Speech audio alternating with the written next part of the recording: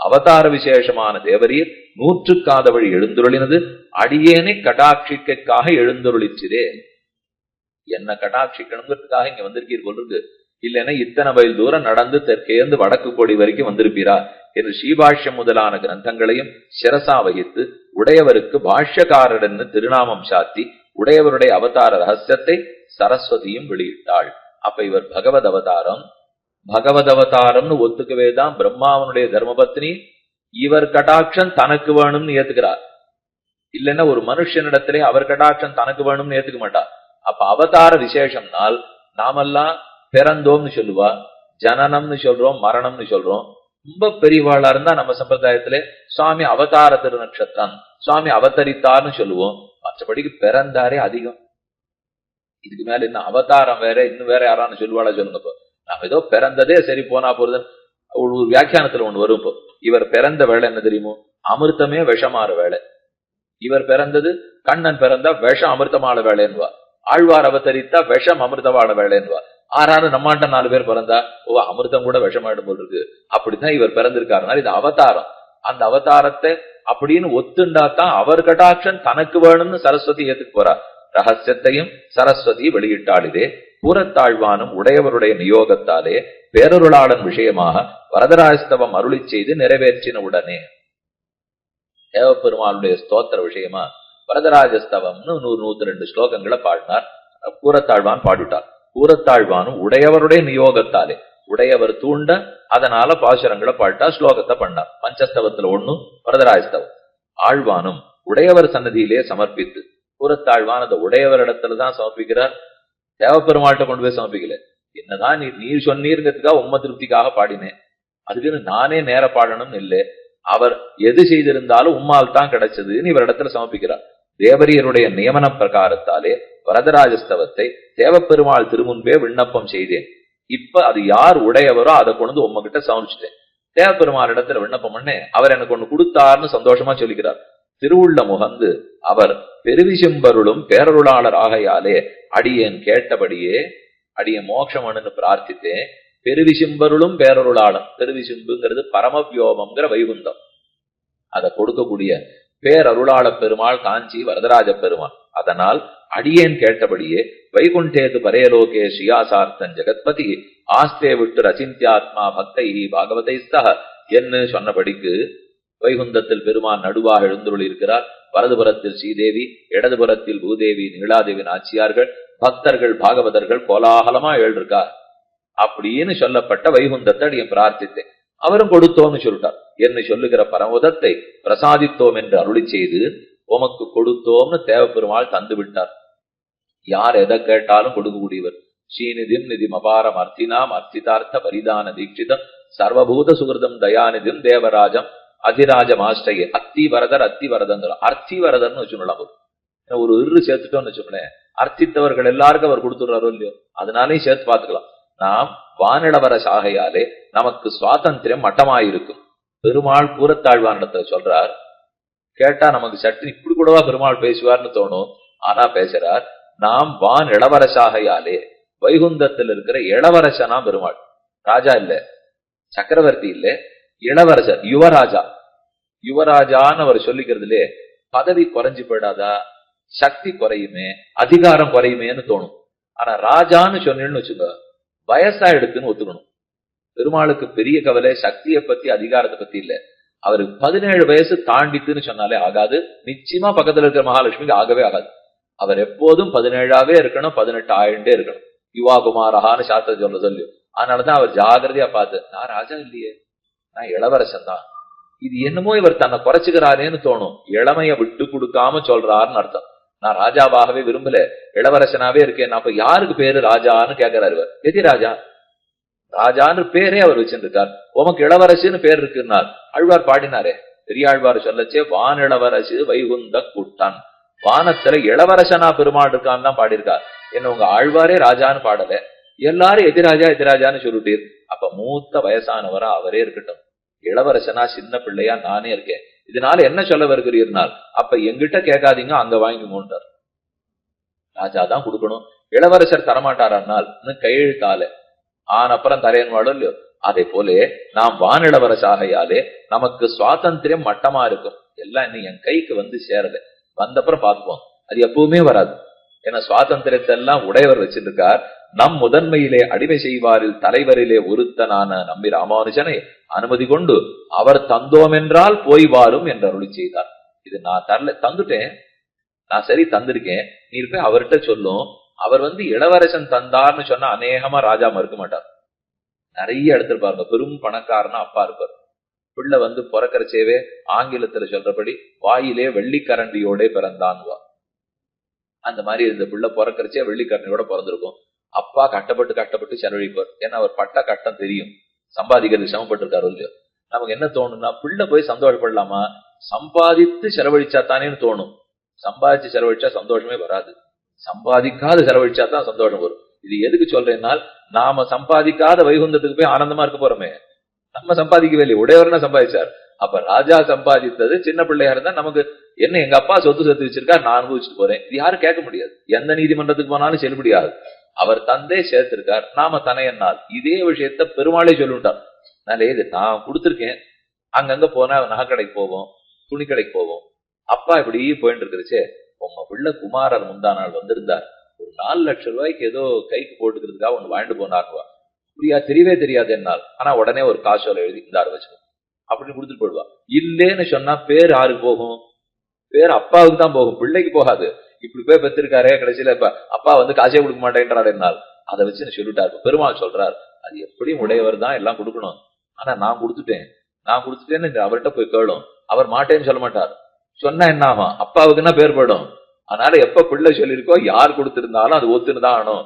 அதனாலே நம் முதன்மையிலே அடிமை செய்வாரில் தலைவரிலே ஒருத்தனான நம்பி ராமானுஜனை, அதாவது ஆதிசேஷனுடைய அவதாரமான ராமானுஜரை அனுமதி கொண்டு அவர் தந்தோம் என்றால் போய்வார். அவர் கொடுக்கிறேன்னு சொல்லட்டும், அவரிடத்துல மோட்சத்தை பெற்றுட்டு நீர் போய்விட்டு வரலாம் என்று கூறத்தாழ்வான் இடத்துல சொல்ல, அப்படியே தேவரீரும் திருவள்ளம் பட்டியருள வேண்டும். கூறத்தாழ்வான் உடையவர்கிட்ட பிரார்த்திக்கிறார். பெருமாள் தேவபெருமாள் இப்படி சொல்லிட்டார். அதனால இப்ப அவர் போட்ட கழுத்துக்கு மேல் கழுத்து வென்றிருக்கு. தேவரீர் கழுத்து போட்டா போகலாமாம்னால் சபரி சொன்னாலும் இல்லையோ, எங்க ஆச்சாரியன் கொடுத்துட்டார். மதங்க முனிவர் சொன்னபடி நான் கிளம்பிட்டு இருக்கேன், ஆமா நீ ஒரு கடாட்சம் போட்டு வச்சியானா கிளம்பி போயிடுவேன் என்று சொல்லி அவளும் அதே மாதிரி போயிட்டா. நீ கொஞ்சம் மாறுதல் இப்போ, ஏன்னா பெருமான் கொடுத்துட்டார், அதை வச்சு இப்ப ஆச்சாரியன் மேல் கழுத்து போட்டார்னா நாம கிளம்பலாம் புகுவீர் என்று விண்ணப்பம் செய்ய, உடையவரும் ஆழ்வான் திருவுள்ளத்தை அறிந்து அவருடைய வரத்திருச்செவியிலே துவயத்தையும் பிரசாதித்தருளி, அவருடைய வலது காதில் துவய மகாமந்திரத்தை சொல்லி, நலமந்தமில்லதோர் நாடு புகுவீர், இனிமேல் இந்த லோகம் வேண்டாம், நலத்துக்கு அந்தமில்லாத தெளிவு சென்பு திருநாடாம் வைகுந்தத்தை கிட்டுவீர் என்று அருளி செய்ய, ஆழ்வானும் நான் பெற்ற பேரு நாலூரானும் பெற வேண்டும் என்று விண்ணப்பம் செய்ய, அடியனுக்கு என்ன பாக்கியம் கிடைச்சதோ நேர நம்ம காட்டி கொடுத்த நாலூரானுக்கு அந்த பேரு அதே மோட்சம் கிடைக்கணும்னு பிரார்த்திக்க, அப்ப சுவாமி சொல்றார், கிருஷ்ணன் கண்டாகர்ணன் பக்கல் பண்ணின விஷயீகாரம் அவன் உடன் பிறந்தவன் அளவும் சென்றா போலே. கண்ணன் கண்டாகர்ணன் அனுகிரகித்தார்னு தெரியும். ஆனா அவரோட அனுகிரகம் பண்ணது அவரோட நிற்காமல் எப்படி அவருடைய தம்பிகள் அளவுக்கு சென்றதோ, அத போல் நாம் உம்முடைய பக்கல் பண்ணின விஷயீகாரம் நாலூரானவும் செல்ல தட்டில்லை காணும். அப்ப நான் அனுகிரகித்தால் அதுவும் நாலூரானவுக்கு போகும், அதுல தட்டில்லைன்னு சொல்ல வருகிறார். இதிலே கண்டாகர்ணனுக்கு அனுகிரகம்னா, கண்டாகர்ணனே தீயவன், அவன் தீயவனா இருந்து மாறி அதுக்கப்புறம் மோட்சம் பெற்றான்னு சொல்றோம். ஆனால் இங்கே சொல்லச்சே கூறத்தாழ்வான் அல்லவர். எனக்கு ஏதோ கண்டாகர்ணன் அளவுக்கு செய்தது தம்பி அளவுக்கு போகும், கூறத்தாழ்வான் இடத்துல செஞ்சது நாலூரானுக்கு போகும்னால் கண்டாகர்ணனும் கூறத்தாழ்வான் ஒன்னான்னு யோசிக்க கூடாது. இப்ப சொல்ல திருஷ்டாந்தத்தை எது வரைக்கும் எடுத்துக்கணுமோ, இங்கு போவது அங்கு வரைக்கும் போகும், அதுக்குதான் இது திருஷ்டாந்தம். கேசவன் தமர் எமள் 7 பிறப்பும் மாசதிரிது பெற்று நம்முட வாழ்வாய்க்குன்னவான்னு ஆழ்வார் சாதிக்கிறார் 2ஆம் பத்து 7ஆம் திருவாய்மொழியிலே. அப்படின்னா பெருமாள் ஆழ்வார கடாட்சித்தா 7 தலைமுறைக்கும் போகும்னு அர்த்தம். அது அப்படி பல பேரிடத்திலையும் வச்சுக்கலாம். விபீஷணனுக்கு கொடுத்த கடாட்சம் 4 பேருக்கு போச்சே, அங்கேயும் நடந்ததை பார்த்திருக்க முடியும். அதே போலத்தான் நாலூரானுக்கும் கிடைக்கும், கட்டமில்லை. பின்பிரே கலங்கா பெருநகரை பிராபித்தது. அதற்கப்புறம் தான் வைகுந்தத்தை சுவாமி கூறத்தாழ்வான் அடைந்தார்னு சரித்தம். ஆழ்வானுக்கு பட்டரை கொண்டு திருவத்தேன பர்யந்தம் நடத்தி கூறத்தாழ்வான் பரமோச்சிட்டார். ஸ்ரீ பராசர பட்டரை கொண்டு அவருக்கு உண்டான 12 நாள் கைங்கரியத்தெல்லாம் பண்ணி 13ஆம் நாள் கைங்கரியம் 6 அத்தியன பர்யந்தம் நடத்தி, மற்ற நாள் உடையவர் பட்டரையும் கூட்டிக் கொண்டு பெரிய பெருமாளை சேவிப்பதாக எழுந்துருள சின்ன பிள்ளை பராசர பட்டரை அழைச்சிட்டு உடையவரே கோவிலுக்கு கூட்டின்னு போறார். அப்ப கோவிலுக்கு போலாங்கிறத அங்க சொல்லிட்டா பாருங்க. ஏன்னா சில இடத்துல ஒரு வருஷம் போகிறது இல்லை, இன்னைக்கு போறது இல்லை, அன்னைக்கு போறது இல்லைன்னு அன்ற அளவுக்கு போயிருக்கா. அதுக்கப்புறம் என்ன எப்ப என்ன வழக்கானதுன்னு தெரியாது. அப்படி ஒண்ணும் வச்சுக்கிறதா தெரியல இப்போ. ஏன்னா ஓரளவுக்கு போராளே தவிர எதுக்காக அதை சொல்லிருப்பாள்னால், ஒரு வருஷம் வரைக்கும் நித்திய சிராத்தம் உண்டோ இல்லையோ, அதனாலதான் தீட்சையும் வச்சுக்கிறா. அந்த ஒரு வருஷம் போகக்கூடாதுங்கிறது அதைத்தான் வச்சிருக்கா. இது சுபஸ்வீகார தன்னைக்கு ஸ்வீகரணம் ஆயிடுத்துன்னா சுபத்திலும் சுபம் சுபாசிரயம் பெருமாள் தான். அதனால அவரை ஸ்வீகரித்தா தானே அது சுபஸ்வீகாரமாகும். நல்ல பெருமாளை சேவிப்பதாக எழுந்துள்ள அவ்வளவிலே பெருமாளும் பட்டரை அருளப்பாடிட்டருளி. உடையவர் பக்கத்துல நிற்கிறார். சின்ன பிள்ளை பட்டரை கொண்டு போய் பெருமாள் முன்னாடி நிறுத்தி வைக்கிறார். அவர் தான் காரியம் எல்லாம் பண்ணி முடிச்சிருக்காரு. இப்போ அது திருத்தகப்பனார் பரமசிட்டார், ரொம்ப வயோதிக்கிறவர். அத்தனை வயசுல சின்ன பிள்ளை பிறந்தது. கிட்டத்தட்ட 90 திருநட்சத்திரத்துக்கு அப்புறம் பராசர பட்டர் அவதரித்தான்னு சொல்லுவார்கள். அவர் இருந்ததே பெரிய கேள்விக்குறி. சில பேர் 52 எழுதியிருக்கா, சில பேர் 32 எழுதியிருக்கா, இல்ல 28 பட்டர் இருந்திருக்கணும்னு ஒரு அபிப்பிராயம் நிலவுகிறது. பலதும் இருக்குன்னு வச்சுக்கோ. அப்போ உமக்கு பிதா பெருமாள் பட்டரை அருளப்பாடிட்டருளி பட்டருக்கு அருளப்பாடு சொல்லி அவர் கை கூப்பின்னு முன்னால் வந்தவுடன், உமக்கு பிதா போனார் என்று வியாகுலப்படாதே கிடீர். உமக்கு பிதா பரமதிஷ்டார், நீர் ஒண்ணு வருத்தப்பட வேண்டாம். நாம் உமக்கு பிதா, நாம் பிதாவா இருக்கேன்னு பெருமாள் சொல்லிக்கிறார். போ என்னவருடைய ஸ்ரீ ரங்கராஜ கமலாபதலாலிதத்துவம்னுட்டு ஸ்ரீதேவி நாச்சியார், அதாவது ஸ்ரீரங்க நாச்சியார் பராசர பட்டரை தன்னுடைய மடியில போட்டு தட்டி தூங்க பண்ணுவான். அந்த அளவுக்குன்னு அவர் தாயார்னா அவர் தந்தை ஆயிடுச்சு. அதனால உமக்கு பிதா போனார் என்று வியாகுலப்படாதே கிடீர், நாம் உமக்கு பிதா என்று பட்டரை புத்திர ஸ்வீகாரம் பண்ணி ஒழி, நீர் ஒன்றுக்கும் கரையாதே கொள்ளும், நீர் ஒன்னுத்துக்கும் வருத்தப்பட வேண்டாம், அழ வேண்டாம். திருட்டத்தில் உமக்கு ஒரு குறைகளும் வையோம். இந்த திருட்டத்துல வாழ்க்கைக்கு ஒரு குறையும் இல்லாத நான் பாத்துக்கிறேன். அதிருட்டத்துக்கு நம்மை ராமானுஜனுக்கு கரைய வேண்டியதில்லை. எவ்வளவு குறைச்சுட்டார் தன்னை பெருமாள்னு பாக்கணும். இவர் என்ன திருஷ்ட பலம் கொடுக்கிறவரா இவர்? ஆனா ஏதோ திருஷ்டத்துக்கு குறை வைக்காத நான் பாத்துக்கிறேன். அதிருஷ்டம் வேணும்னா உடையவர் இருக்கார். அதனால உமக்கு திருஷ்டத்துக்கும் குறையில்லை, அதிருஷ்டத்துக்கும் குறையில்லை. திருஷ்டத்துக்கு குறையில்லைன்னா வெறும் ஜீவனம், அதிருஷ்டத்துக்கு குறையில்லைன்னா உஜ்ஜீவனம். அப்ப உஜ்ஜீவனத்துக்கு உடையவர் திருவடினால் இதுல என்ன செய்தி சொல்ல வர்றார்? சரம உபாயம் உடையவர் திருவடின்னு சொன்னேனே, சரமோபாயம் பெருமான் திருவடின்னு இருக்குமேனால் ஜீவனத்துக்கு நான் உஜ்ஜீவனத்துக்கு உடையவர்னு சொன்ன பிற்பாடு எது சரம உபாயம்? அப்ப அதுதான் சரமமான உபாயமா இருக்கணும். என்ன தன்னை குறைச்சி இந்த லோகத்துக்கு உமக்கு என்ன வேணுமோ நான் கொடுத்துடுறேன், அந்த லோகத்துக்கு வேணும்னா அவரை கேட்டுக்கொள்ளும் பெற்றுக்கொள்ளும் என்று நம் பரமாயதுண்டே என்று துணிந்திரும் என்று அருளி செய்தார். கும்பரால் அறியலாக ஒளி உளார் ஆனைக்காகி செம்புலால் உண்டு வாடும் முதலமேல் சீறி வந்த நம் பரமாயதுண்டே நாய்களும் சிறுமையோரா எம்பிரார் காட்செய்யாதேன்னு தொண்டரடிப்பொடி ஆழ்வார் கோஷம். நம் பரம், பரம்னா ரக்ஷா பரம் நம்மதல்ல, நம் பரமாயதுண்டே, நமக்கா நம்ம ரட்சித்துக் கொள்ளக்கூடிய பரம் இல்லை. ஆறது உடையவர். அதைத்தான் நம்பரமாயதுண்டே என்று துணிந்திரும். தொண்டரடிப்பொடி ஆழ்வார் திருவரங்கநாதன் விஷயமா நம்பரமாயதுண்டேனார். ஆனா பெருமாள் அதே பாட்டை உதாகரித்து நம்பரமாயதுண்டேனால் இது உண்மதில்லே, அத்தனை உடையவர்து. உடையவர் முதலிகளும் தாமுமாக திவ்யதேசங்கள் எல்லாம் சேவித்து திருநகரியிலே எழுந்துருளி ஆழ்வாரை சேவித்து கண்ணினஞ்சிறுத்தாம்பு அனுசந்தானம் பண்ணி கொண்டு நிற்க. வடதேசத்துல எல்லாம் யாத்திரை போயிட்டு வந்தார். மதுரப்பட்டணத்தை தாண்டி தெற்க போனார். ஆச்சு திருநெல்வேலி, ஸ்ரீவைகுண்டம், நவதிருப்பதி, வானமாமலே, திருக்குறுங்குடி அத்தனை திவதேசங்களுக்கும் பல்லாண்டு பாடினார். திருநகரியில ஆழ்வாரை வந்து ஆழ்வாரை சேவித்து கண்ணினஞ்சிறுத்தாம்பு அனுசந்தானம் பண்ணி கொண்டு நிற்க ஆழ்வாரும் மிகவும் உகந்தருளி அர்ச்சக முகேன அருளப்பாடிட்டருளி அர்ச்சகர் மூலம் உடையவருக்கு அருளப்பாடு சாதித்து உடையவரை திருவடிகளின் கீழே திருமுடியை மடுக்க சொல்லி, நம்மாழ்வார் தன் திருவடிக்கு கீழே உடையவரை தண்டனிட்டு உம்ம முடியே உம்ம தலையை கொண்டு இந்த திருவடியை வையும் என்ன அந்த திருமுடியை கொண்டு வந்து உடையவர் திருமுடியை நம்மாழ்வாருடைய திருவடிகளில் மடுக்க சொல்லி நம்மோடு சம்பந்தம் வேண்டி இருப்பார் எல்லாரும் மேல சாதிக்கிறார். திருமுடியை மடுக்க சொல்லி சகலமான சீவைஷ்ணவர்களையும் கோயில் பரிகரம் அனைத்து கொத்தையும் அருளப்பாடிட்டருளி. எப்படி நீ ஸ்ரீரங்கத்துல 10 கொத்து பரிவாரம் வச்சிருக்கமோ அதே போல ஆழ்வார் தன்னகரில கொத்து பரிவாரங்கள் இன்னைக்கும் உண்டு. அவ அருளப்பாடு சொல்லச்சேவே தெரிஞ்சுக்கலாம். அத்தியனோத்சவம் முதல் நாள் ஆரம்பிக்கிறது பாருங்க. அங்கே பவிஷ்யதாச்சாரியர் உடையவர் எழுதிருக்கார். அவர் ஏழனம்னா அவர் எழுந்துருளி அவர் பல்லக்கில வந்துதான் மொத்த உற்சவமே தொடங்கும். அவ நேரம் போடுவாள் இல்லையோ, இந்த நேரத்துல இந்த லக்னத்துல திரு அத்தியனோத்சவம் ஆரம்பம் நாள், அந்த லக்னமே அந்த ஊர்க்காரால கேட்டா உடையவர் புறப்படுறதுதான் லக்னம்னுவா. அவர் எழுந்துருளிட்டார்னா அப்போல இருந்து அந்த உற்சவம் நன்னா நடக்க போறதுன்னு அர்த்தம். அவர் எழுந்துருளி பக்கத்துல இருக்கிற கூரத்தாழ்வான் அழைத்துக் கொண்டு பிளலோகாச்சாரியர் அழைத்துக் கொண்டு ஒவ்வொருத்தரையா அழைச்சுன்னு நம்மாழ்வார் சன்னதி முன்னாடி வந்து நிற்பார். நின்று அவர்கிட்ட பிரார்த்திப்பார். வந்து நன்னா உற்சவத்தெல்லாம் நடத்தி கொடுக்கணும். அப்ப அர்ச்சகர் ஒவ்வொருத்தரையா கேட்பார், இந்த கொத்து வந்தாச்சா, இந்த கொத்து வந்தாடுதா, இந்த கொத்து வந்தாடுதான்னு கேட்பார். ஆமா ஆமா ஆமான்னு சொல்லணும். அதுதான் மொத்த கொத்து பரிவாரம். ஸ்ரீரங்கத்துல கொத்து பரிவாரங்கள் ஏற்படுத்தப்பட்டா போல் ஆழ்வார்த்தனைகளை ஏற்படுத்தப்பட்டிருக்கு. ஒரு சிறு வித்தியாசம், ஸ்ரீரங்கத்துல 10 கொத்து நியமித்தது ராமானுஜர் யதிராஜர், ஆழ்வார்களிடத்துல எல்லா கொத்து நியமித்தது யதி புனரவதாரமான மணவாழ் மாமன்கள். இது என்னைக்கு பார்த்தா தெரியும்னால் பட்டயம் வாசிப்பா பாருங்க. அதுக்கப்புறம் நம்மாழ்வார் பட்டயம் சாத்திப்பார். அந்த பட்டயத்தினுடைய கீழே போட்டிருப்பா எல்லாம் மணவாளர்கள் பெரியஜியருடைய அனுகிரகத்தின்படி பண்ணப்பட்டது. இன்னைக்கு அதை நம்மாழ்வாரே சாதிக்கிறார். அப்படின்னா அதுக்கு அந்தந்த ஊருக்குன்னு ஒரு அவாவா பద్ధதி வச்சிருக்கா. அப்ப அது கேட்கும் போது நீர் ஒன்னுக்கும் திருநகரியில எழுந்தருளி திருமுடியை மடுக்க சொல்லி சகலமான சீவையிட்டவர்களையும் கோயில் பரிகரம் அனைத்து கொத்தையும் அருள்வாடிட்டருளி பெருமை ஏகாந்தத்துல உடையவரை தன் திருவடியில சமர்ப்பிக்க சொல்லிட்டு போல எல்லாரையும் கூப்பிடுறார். கூப்பிட்டு ஒரு புது அறிவிப்பு பண்றார் ஆழ்வார். நம்மோடு சம்பந்தம் வேண்டி இருப்பார் எல்லாரும் நமக்கு பாதுகமாயிருக்கும் நம்மி ராமானுஜனை பற்றுங்கோள். நம்மோட சம்பந்தம் வேணும்னால் நமக்கு பாதுகையா இருக்கிற ராமானுஜரை பற்றுங்கோள். நம்மை ராமானுஜனை பற்றுகை நம்மை பற்றுகையா இருக்கும். இனிமே நம்ம நேர பற்றணுங்கிறது இல்லை, நம்மை ராமானுஜனை பற்றினா அது நம்மை பற்றினா போலே.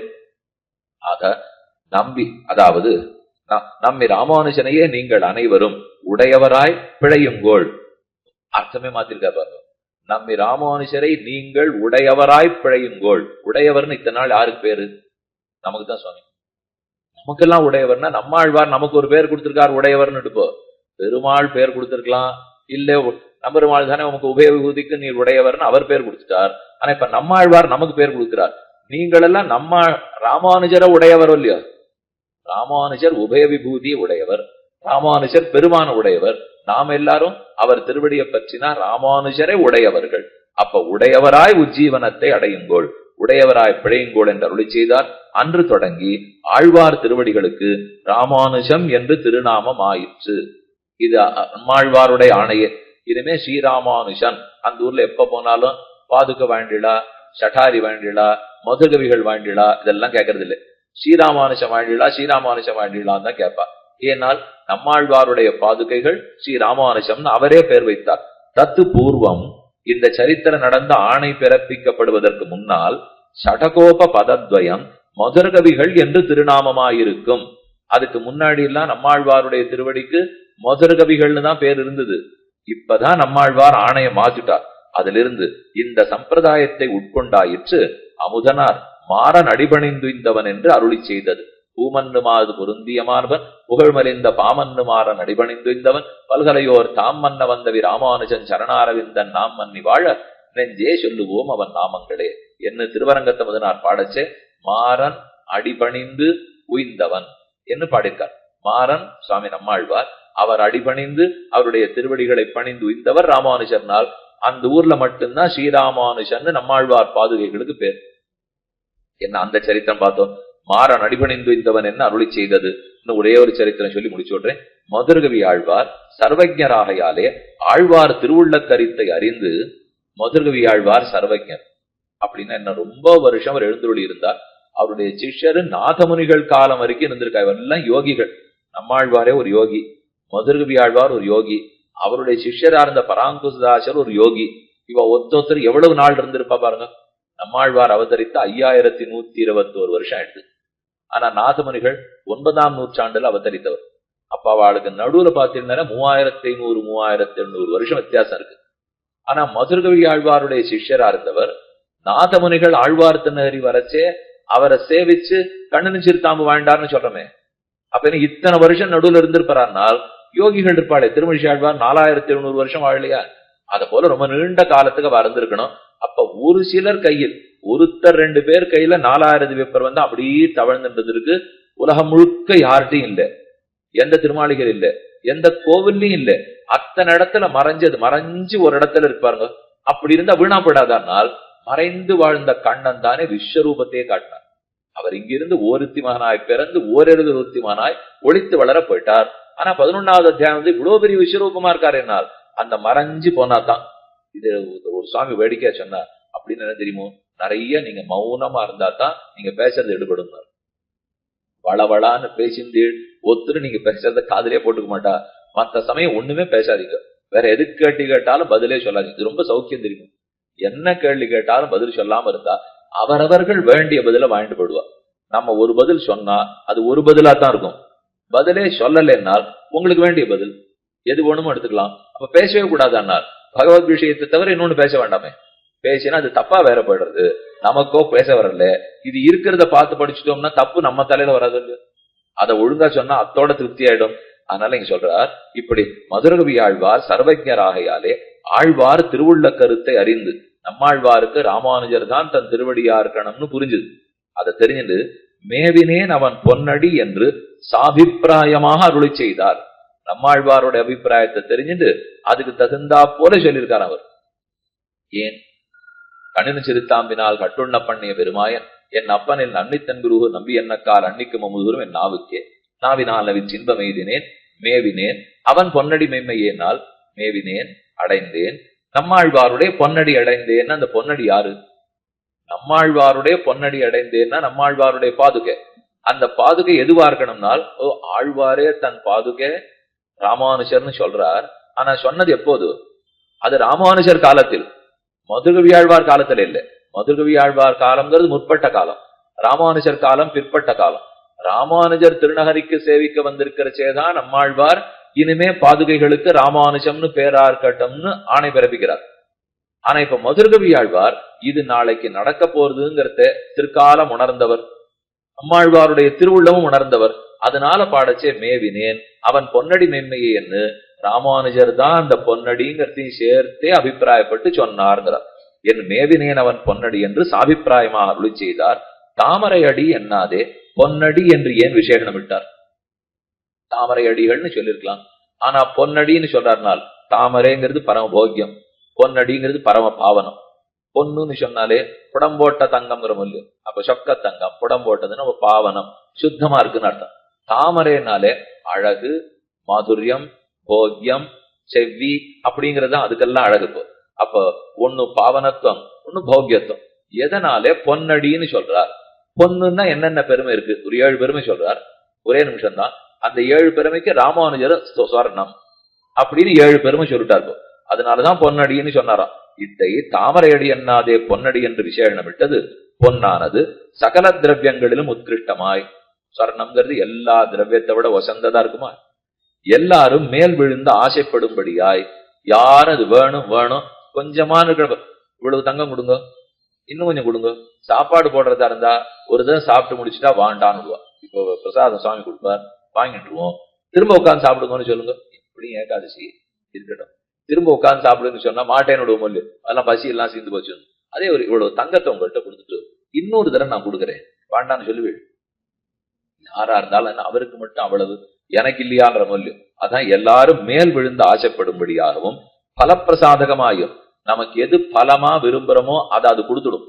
அதுதான் இப்போ எதுல நீங்க முதலீடு பண்றீடோ இல்லையோ, தங்கத்தில் முதலீடு பண்ணி கொண்டிருந்தால் அது என்ன சுவாமி பண்ண போறோம்னால் எந்த பலம் என்னைக்கு வேணுமோ அது மாத்தி கொடுக்குமோ இல்லையோ. அதான் பலத்தை கொடுக்க வல்லதாய், நாளைக்கு அது பலம் கொடுக்கும். மேலும் பிராயிகமாய் வெற்றி தாரதமியத்தை இட்டு வர்த்தியாமல் தன் பக்கல் ருச்சியுள்ளாரிடமெல்லாம் வர்த்திக்கும்படியாய். இன்னார் படிச்சவன் இன்னார் படிக்காதவன், ஏழை பணக்காரன், இதுல பிறந்தான் அதுல பிறந்தான், அதெல்லாம் சொர்ணம் பார்க்காது. யாருக்கு தன்னை வச்சுக்கணும்னு ஆசை இருக்கோ அங்க இருந்துருமா? இது மட்டும் மனசுல வச்சுக்கோங்க. எல்லாத்தையும் உடையவருக்கு தான் சொல்ல போறாரு. இப்போ இப்படி பொண்ணு இருக்கும். வெக்தி தாரதமியத்தை இட்டு வர்த்தியாமல், இது நல்ல வீடா குறைச்சலான வீடா, நான் தங்கம் ஒரு தோலா தங்கம் இருக்கணும்னால் அதுக்கு தகுந்த உள்ளு கட்டி வச்சிருக்கியான்னு அது கேட்குமா? அப்ப யாருன்னா தாரதமியம் பார்க்க, தான் எங்க போயிருக்கணுமோ அது தன் பக்கல் ருச்சி உள்ளாரிடம் எல்லாம் வர்த்திக்கும். தங்கிட்ட விருப்பம் இருக்கிற இடத்துல இது இருந்துரும். ஆண்களோடு பெண்களோடு வாசியற தொடரும்படியுமாய், ஆண்களும் தங்கத்தை பின்தொடர்ந்து போறா, பெண்களும் பின்தொடர்ந்து போறா. அப்படி ஒண்ணு தாங்கள்லாம் போலே சாமி, பெண்கள் தான் போறதா சொல்றாளேனால் ஆண்கள் தானே இறக்குமதி பண்ணி கொடுக்குறா. பெண்கள் கேட்டா கூட பண்றது இவா தானே பண்றா, அவளா பண்ணிட்டு வந்து இல்லைன்னாலும் இப்ப கைக்கு ஏதோ ஒரு சங்கிலி மாடு போட்டுக்கிறா, கழுத்துல சங்கிலி போட்டுக்கிறோம், மோதிரங்கள்லாம் நிறைய போட்டுக்கிறோம். அப்போ தாம்புகள்லாம் முன்னாடி தேர்வடத்துலதான் பார்த்திருக்கோம், அதெல்லாம் இப்ப மாறி கழுத்துல எல்லாம் வர்றதுக்கு ஆரம்பிச்சுடுது. அப்ப பல வகைகள் ஆசை இல்ல, முதலீடு போட்டு போட்டு தங்கமா வாங்கி வச்சுடுறா. அப்ப ஆண்கள் பெண்கள் 2 பேருமே பின்தொடராள். கைப்பட்டால் நோக்கி கொள்ள வேண்டும்படியாய், இது ரொம்ப ஜாகிரதையா பாத்துக்கணும். யாருக்கிட்ட அது இருக்கோ அவனை சுத்தி நிறைய கழுகுகள்லாம் பறந்துட்டே இருக்கும். எப்ப தங்கம் வச்சிருக்காருன்னு வரும் இல்லையோ. இப்ப பெரிய அவர் பெரிய ஸ்ரீபாஷ வித்வானாம் ஒருத்தரும் பார்க்கவே மாட்டா பின்னாடி. இன்னைக்கு யார் என்ன பண்ண போறா சொல்லுங்க. இப்போ அதுக்குன்னு வந்திருக்கிற ஒரு 3-4 பேர் யாரோ கூடவே இருப்பா, விஷயங்களை கேட்டுப்பா. ஆனா தங்கம்னு சொல்லிட்டா சுத்தி சுத்தி பாதுகாக்கணுமா? கடைசி இழவிலே பிராணஹானி வருகைக்கு உடலுமாயிருக்கும். ஒரு பாலம் தங்கம் வச்சிருந்தாராம், காணுமாம்டா மூச்சே போயிடும். உயிரோடு இருப்பாள். அப்புறம் அவ்வளவுதான், என் வாழ்க்கையே போயிடுத்து, இத்தனை நாள் சேர்த்து வச்சதெல்லாம் போயிடுத்துன்னு உயிரை விட்டுடும். இதே போல உடையவர் தங்கமானு கேட்டுக்கொண்டு இந்த ஆகாரங்கள் எல்லாம் உடையவர் பக்கலிலே கண்டதிலே. இது இத்தனையும் உடையவரிடத்திலையும் பார்க்கலாம். உடையவர் தாம் காருண்யாத் குருஷ உத்தமோ யதிபதிகி என்கிறபடியே எல்லாரிலும் உத்கிருட்டராய். குருக்களுக்குள்ளே 2 வகை ஏற்கனவே பார்த்திருக்கோம். ஒன்னும் உத்தாரக, அதாவது உத்தாரக உபகாரக ஆச்சாரியர்கள், இல்ல மற்றொன்னு அனுவருத்தி பிரசன்னாச்சாரியர், கிருபா மாத்திர பிரசன்னாச்சாரியர். எல்லாரை விட கிருபையாலேயே அனுகிரகம் பண்றவா, கிருபையாலேயே சிஷ்யர்களுக்கு மோட்சம் கொடுத்துறவர் ரொம்ப உயர்ந்தவர். அதிலேயே சிறந்தவர் இல்லையோ. அப்ப காருண்யத்தாலே குருக்களுக்குள்ளே மிகச்சிறந்தவராய் எதிராஜர் காட்சியளிக்கிறார் என்று எல்லாரிலும் உத்கிருட்டராய். மோட்சம் கொடுக்கிறது இவர் ஒருத்தர் தானே, கருணையாலேயே கொடுக்கிறாரோ இல்லையோ. அதானே கருணை ராமானுஜான்னு சொல்றோம். அதனால எல்லார காட்டிலும் உயர்ந்தவராய். 2 74 சிம்மாசனஸ்தரும் ஆசைப்பட்டு மேல் விழுந்து ஆசிரியிக்கும்படி ஸ்பிருகணியராய். 74 சிம்மாசனாதிபதிகளும் வேணும் வேணும் வேணும்னு மேல் விழுந்து கூடவே வந்திருக்காளா, அந்த அளவுக்கு உயர்வு படைத்தவராய். 3 மோட்சபல பிரதருமாய். இது என்னைக்கா இருந்தாலும் மாத்திக்கலாம். தங்கத்தை வச்சிருந்தா ஜவுளி வாங்கிக்கலாம், தங்கத்தை வச்சிருந்தா வீடு வாங்கலாம், தங்கத்தை வச்சிருந்தா என்னவோ வாங்கலாம். அது போல ராமானுஜரை வச்சிருந்தோம்னா மோட்சம் வாங்கிடலாமோ இல்லையோ. அதனால மோட்சபல பிரதராய் 3வது பெருமை. 4வது மோட்சபல பிரதருமாயும் இன்னார் இன்னார் இன்னார் இவர்கள் என்று அவர்களையும் விடாமல் ருச்சியுடையார் பக்கலெல்லாம் ரகசியார்த்தங்களை வெளியிட்டருளி. யாராருக்கு ரகசியார்த்தத்தை கொடுத்தார்? இவர் பிறப்பால் இப்படிப்பட்டவர், இவர் வளர்ப்பால் பணக்காரர், இவர் ஓஹோன்னு படிச்சவர், அதெல்லாம் பார்க்காமல் ஆசையுடையோர்க்கெல்லாம் ஆரியர்கள் போரும், ருச்சி இருக்கிறவாளுக்கு நான் கொடுத்துறேன் அப்படின்னு எல்லாருக்கும் உபதேசித்தார. ரகசியார்த்தங்களை வெளியிட்டருளி அளவிறந்த ஸ்ரீவைட்டவர்களோடு வாசியர வாய்த்த எல்லாரையும் ஈடுபடுத்தி. இன்னார் இணையார் இல்லாம 12,000 ஸ்ரீவைட்டவர்கள், 700 சன்னியாசிகள், நிறைய அம்மையார்கள், இத்தனை பேரையும் ஸ்ரீவைட்டவ சம்பிரதாயத்தில் ஈடுபடுத்தினார். ஏன்னா தங்கம் எல்லாரையும் தம் பக்கம் இழுக்கும் இல்லையோ. தாங்க உன் வாசல்ல கடை வச்சிருக்கா, கண்ணாடி கண்ணாடியா பெருசு பெருசா போட்டு, அதுல வளையலா வச்சிருக்கா, அடிகையா தொங்குறது, கை கடிகாரமா போட்டுருக்கு. ஒண்ணும் இல்ல, நீ காலக்ஷேபம் முடிச்சுட்டு போற உபன்யாசகரா இருக்கட்டும், யாரா இருக்கட்டும், இத்தனை நாய் நம்ம உடையவர் திருவடிதான் பொண்ணுன்னு சொரணம்னு கேள்விப்பட்டிருக்கோம், இது எல்லாத்தையும் திரும்பி பார்க்க கூடாது. இப்படின்னு கண்ணை கட்டியா மூடிட்டு போய் பாருங்க, பார்க்க தானே பார்க்கணும். நான் ஒண்ணும் வாங்க போறது இல்லையான்னு ஒரு எட்டு பார்த்துன்னு அது போக வைக்கும். அப்படி விடவே விட்டுடாது. யானையா இருந்தாலும் அப்படிதான், வயசானவனோ சின்னவனோ ஒரு 2 தடவை நின்று பார்க்காத போக மாட்டான்.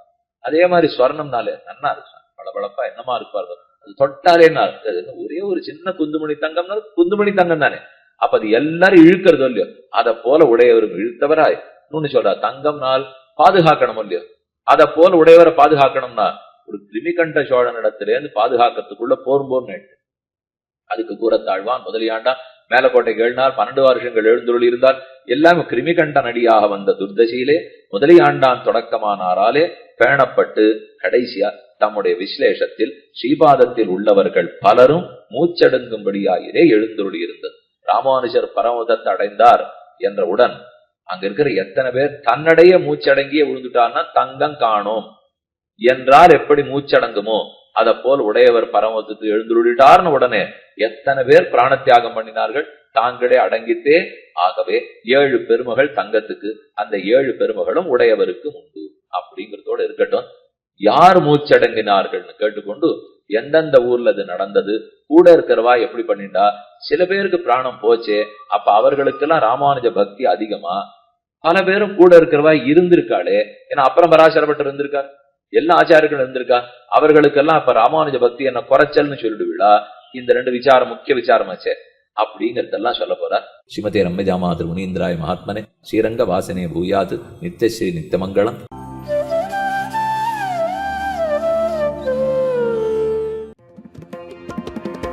यतिराज यतिराज यतिराज जय हो, यतिराज यतिराज रामानुज जय हो, रामानुज जय हो.